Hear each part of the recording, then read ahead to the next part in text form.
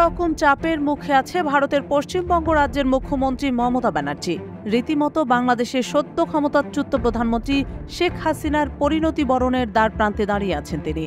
ভারতের কলকাতার আরজিকর হাসপাতালে এক তরুণী চিকিৎসককে ধর্ষণ ও হত্যাকে কেন্দ্র করে গত ৯ আগস্ট থেকে উত্তপ্ত পরিস্থিতি বিরাজ করছে ভারতে। এই মর্মান্তিক ঘটনার বিচারের দাবিতে পথে নেমেছেন চিকিৎসক, শিক্ষার্থী থেকে শুরু করে সর্বস্তরের মানুষ। পথে থাকা জনস্রোত যে আন্দোলনের রূপ নিয়েছে তাতে এখন একটি স্লোগানেরই প্রতিধ্বনি শোনা যাচ্ছে, আর তা হলো মমতার পদত্যাগ চাই। এমন উত্তাল পরিস্থিতি সম্পর্কে কথা বলতে গিয়ে আরও একবার বাংলাদেশের প্রসঙ্গ টেনে আনলেন আশঙ্কাজনক পরিস্থিতিতে থাকা মমতা ব্যানার্জি। মুখ্যমন্ত্রীর অভিযোগ, প্রতিবাদের আড়ালে বিজেপি রাজনৈতিক ষড়যন্ত্র করতে চাইছে, যার ফলে সকলে তদন্তের অগ্রগতির উপর জোর না দিয়ে দোষীদের দৃষ্টান্তমূলক সাজা না চেয়ে তার পদত্যাগ দাবি করছে। অনুষ্ঠানে মমতা ব্যানার্জি বলেন, কেউ কেউ মনে করছেন এটা বাংলাদেশ। আমি বাংলাদেশকে ভালোবাসি, কারণ ওরা আমাদের মতো কথা বলে, ওদের সংস্কৃতি আমাদের সংস্কৃতি এক। কিন্তু মনে রাখবেন, বাংলাদেশ একটা আলাদা রাষ্ট্র, ভারতবর্ষ আলাদা রাষ্ট্র। এরপর প্রধানমন্ত্রী নরেন্দ্র মোদীকে হুঁশিয়ারির সুরে বলেন, মোদীবাবু, আপনার দল কি দিয়ে আগুন লাগাচ্ছেন? মনে রাখবেন, বাংলায় যদি আগুন লাগান তাহলে আসামও থেমে থাকবে না, উত্তর পূর্বাঞ্চলও থেমে থাকবে না, উত্তরপ্রদেশ, বিহার, উড়িষ্যা, ঝাড়খণ্ডও থেমে থাকবে না, আর দিল্লিও থেমে থাকবে না। আপনার চেয়ার আমরা টলমল করে দেব। আরজি করের ঘটনার প্রতিবাদে সরব হয়ে ওঠা ভারতের ছাত্র সমাজের করা আন্দোলন এখন ক্রমেই গোটা দেশ ছড়িয়ে পড়েছে।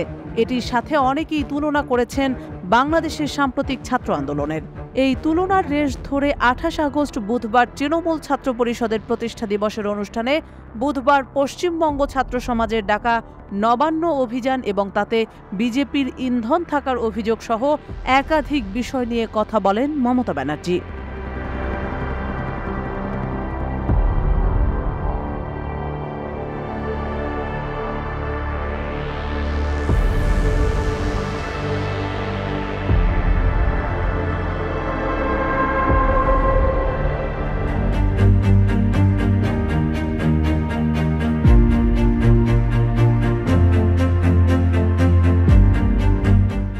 পারমাণবিক অস্ত্র তৈরির প্রসঙ্গকে কেন্দ্র করে মধ্যপ্রাচ্যের ক্ষমতাধর দেশ ইরানের সাথে পশ্চিমা বিশ্বের দা কুমড়োর সম্পর্ক বেশ পুরাতন।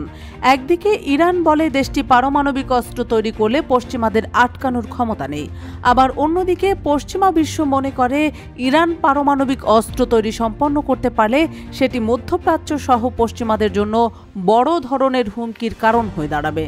তবে বিশ্বব্যাপী ধ্যান ধারণাকে একপাশে রেখে দ্রুত অগ্রসরমান পারমাণবিক কর্মসূচি নিয়ে যুক্তরাষ্ট্রের সাথে নতুন করে আলোচনার দ্বার উন্মুক্ত করে দিয়েছেন ইরানের সর্বোচ্চ নেতা আয়াতুল্লাহ আলী খামেনি। পাশাপাশি দেশের সরকারকে তিনি বলেছেন, এ বিষয়ে শত্রুদের সাথে আলোচনায় জড়িত হওয়ার ক্ষেত্রে কোনো বাধা নেই।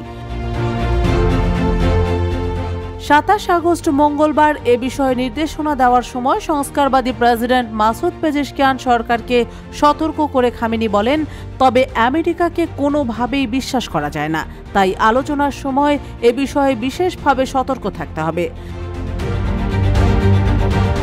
তার এই মন্তব্য 2015 সালে বিশ্বের পরমাণু শক্তিধর দেশগুলোর সঙ্গে ইরানের পরমাণু চুক্তির সময়ের মতোই আবির্ভূত হয়েছে। সে বছর অর্থনৈতিক নিষেধাজ্ঞা প্রত্যাহারের বিনিময়ে সে সময় তেহরানের পরমাণু কর্মসূচি ব্যাপকভাবে সংকুচিত হয়ে গিয়েছিল। ইরানের রাষ্ট্রীয় টেলিভিশনে প্রচারিত এক ভিডিওতে খামেনি বলেন, শত্রুর কাছ থেকে বেশি আশা করার প্রয়োজন নেই। আমাদের পরিকল্পনার জন্য শত্রুর অনুমোদনের জন্য অপেক্ষা করা উচিত হবে না, তবে কিছু কিছু ক্ষেত্রে এই শত্রুকে জড়াতেও কোনো বাধা নেই।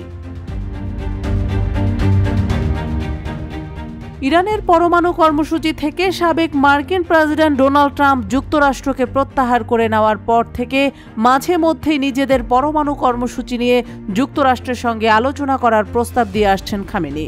এদিকে মার্কিন পররাষ্ট্র মন্ত্রণালয় তাৎক্ষণিকভাবে খামেনির বক্তব্য নিয়ে কোনো মন্তব্য করেনি।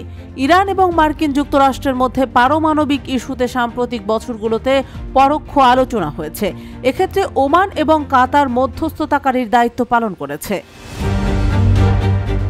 অন্যদিকে ইসরায়েল এবং হামাসের মধ্যে চলমান গাজা যুদ্ধের কারণে মধ্যপ্রাচ্য জুড়ে উত্তেজনা চলছে। এ ধরনের পরিস্থিতিতে পারমাণবিক কর্মসূচি নিয়ে যুক্তরাষ্ট্রের সঙ্গে আলোচনা কতটা ফলপ্রসূ হবে তা নিয়ে দ্বিধা রয়েছে রাজনৈতিক বিশ্লেষকদের মধ্যে।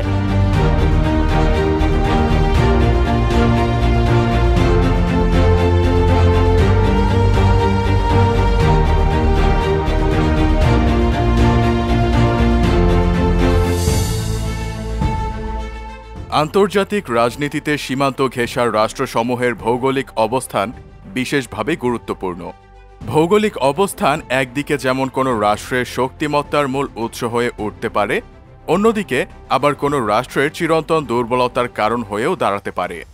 যেমন সম্প্রতি ভারতের দুশ্চিন্তার অন্যতম কারণ হয়ে দাঁড়িয়েছে চিকেন নেক। নামটা শুনে কিছুটা হাস্যকর লাগলেও এই চিকেন নেক নামে খ্যাত বাংলাদেশের সীমান্ত ঘেঁষা ভারতের একটি সরু অংশ নিয়ে আলোচনা এখন ভারত সহ বাংলাদেশের চায়ের কাপে ঝড় তুলছে। পূর্বে নেপাল, পশ্চিমে বাংলাদেশ, মাঝখানে একটি খুব সরু অংশ। এই সংকীর্ণ ভূখণ্ডটি, যা ভারতীয় উপমহাদেশের উত্তর পূর্বাঞ্চলকে ভারতের মূল ভূখণ্ডের সাথে যুক্ত করে, এটি মূলত চিকেন নেক হিসেবে পরিচিত। এর আরেক নাম শিলিগুড়ি করিডোর। এর দৈর্ঘ্য 60 কিলোমিটার এবং প্রস্থ মাত্র 22 কিলোমিটার, কিন্তু কোনো কোনো স্থানে করিডোরটির প্রস্থ আরও কম।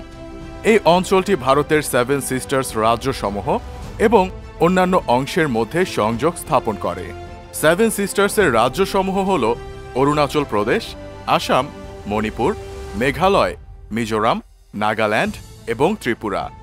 বিশ্বের বুকে এই করিডোর এমনভাবে স্থাপিত যে এটি একদিকে ভারতের অভ্যন্তরীণ সংযোগ নিশ্চিত করে, অন্যদিকে আন্তর্জাতিক সীমান্তের ঘনিষ্ঠতা বুঝতে সহায়তা করে। তবে বলে রাখা ভালো, মানচিত্রে এই ভূখণ্ডটি একটি চিকেনের ঘাড়ের মতো সরু ও দীর্ঘ দেখায়, তাই একে চিকেন নেক বা মুরগির গলা বলা হয়। ভারতীয় রাষ্ট্রকে দুটি ভূখণ্ডে বিভক্ত করা যেতে পারে। একটি হল মূল ভারতীয় ভূখণ্ড এবং অন্যটি উত্তর পূর্ব ভারত। শিলিগুড়ি করিডোরের মাধ্যমে ভারতীয় রাষ্ট্রের এই দুটি অংশ পরস্পরের সঙ্গে যুক্ত হয়েছে। অর্থাৎ যদি শিলিগুড়ি করিডোর না থাকত, সেক্ষেত্রে মূল ভারতীয় ভূখণ্ডের সঙ্গে উত্তর পূর্ব ভারতের কোনো স্থল সংযোগ থাকত না, কারণ উত্তর পূর্ব ভারত পুরোপুরি স্থলবেষ্টিত। এর আশেপাশে কোথাও কোনো সমুদ্র নেই, তাই সংযোগের আর কোনো পথও নেই। এই উত্তর পূর্ব অঞ্চলেই ভারতের 7 সিস্টার্স অবস্থিত। এই কারণেই অবস্থানগত দিক দিয়ে 7 সিস্টার্স ভারতের মূল ভূখণ্ড বা রাজধানী থেকে অনেক দূরে। এমতাবস্থায় নানাবিধ রাজনৈতিক, আর্থসামাজিক, সাংস্কৃতিক, ঐতিহাসিক ও অন্যান্য উপাদানের কারণে 7 সিস্টার্স প্রদেশগুলোতে বিচ্ছিন্নতাবাদ ও নানা রাজনৈতিক অস্থিতিশীলতা, বিশেষ করে জাতিগত ও ধর্মীয় সংঘাত বিরাজমান, এবং এর ফলে অঞ্চলটির ওপর নিয়ন্ত্রণ ধরে রাখা ভারতীয় রাষ্ট্রের জন্য এমনিতেই বেশ কঠিন। আবার এই অঞ্চলের সীমানা ও মালিকানা পুরোপুরিভাবে সুনির্দিষ্ট নয়, কারণ চীন অরুণাচল প্রদেশের বৃহদাংশকে দক্ষিণ তিব্বত হিসেবে অভিহিত করে এবং একে চীন নিজ দেশের অন্তর্গত তিব্বত স্বায়ত্তশাসিত অঞ্চলের অংশ হিসেবে দাবি করে। এই করিডোর থেকে চীনের দূরত্ব খুবই কম। কোনো কারণে শিলিগুড়ি করিডোর দখল হলে মূল ভারত ভূখণ্ড উত্তর পূর্ব ভারতের সঙ্গে বিচ্ছিন্ন হয়ে পড়তে পারে। এই পরিস্থিতিতে ভারতের ভৌগোলিক অখণ্ডতা রক্ষা ও উত্তর পূর্ব ভারতের রাজনৈতিক স্থিতিশীলতা বজায় রাখার জন্য নয়াদিল্লিকে অঞ্চলটিতে শক্তিশালী সামরিক উপস্থিতি বজায় রাখতে হয়। সেই সাথে অপেক্ষাকৃত পশ্চাৎপদ উত্তর পূর্ব ভারতের অর্থনৈতিক উন্নয়ন এবং ভারতের কেন্দ্রীয় সরকার কর্তৃক গৃহীত ভারতীয় পররাষ্ট্র নীতি বাস্তবায়ন করার জন্য এই অঞ্চলে বিস্তৃত ভারতীয় অর্থনৈতিক উপস্থিতি স্থাপন করতে হয়। আবার এদিকে উত্তরবঙ্গের সবচেয়ে বড় শহর হল শিলিগুড়ি। উত্তর পূর্ব ভারত থেকে দেশের অন্য কোনো অংশে যোগাযোগের ক্ষেত্রে শিলিগুড়ি একটি জংশনের মতো কাজ করে। ফলে সমগ্র উত্তর পূর্ব ভারতের কাছে শিলিগুড়ির অপরিসীম গুরুত্ব রয়েছে।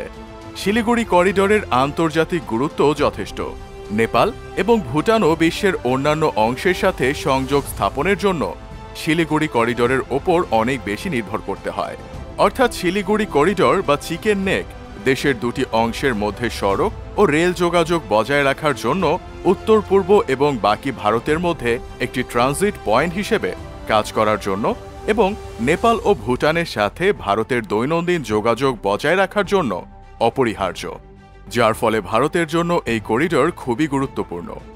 এখন প্রশ্ন জাগতে পারে, বাংলাদেশ যেহেতু ভারতের একদমই কোল ঘেঁষা, তাই এই অঞ্চল কোনোভাবে দখল হলে বাংলাদেশের কোনো ক্ষতি হবে কি?